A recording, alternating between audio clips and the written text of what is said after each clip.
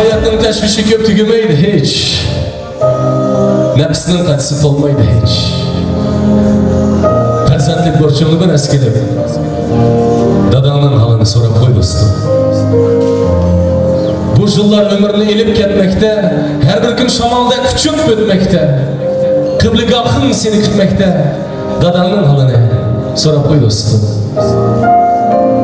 Telmiri bizimki karab turguçu, tün keçi okumay seni kütküçü, ömrümde hemmedin hem yaş görgüçü, ananın halini sorap koy dostum. Anılar yaralgan en çoğun sevirdin. Bir günü ketmisin alem cepirdin, segingan peytinde kaytmaz kabirdin. Ananın halini sorap koy dostum.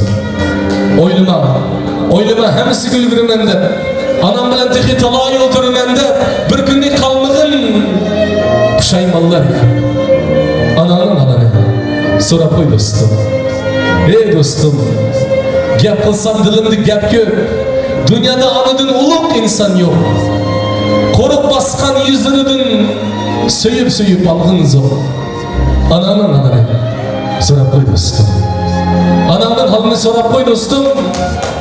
Ananın halini sorap koy dostum.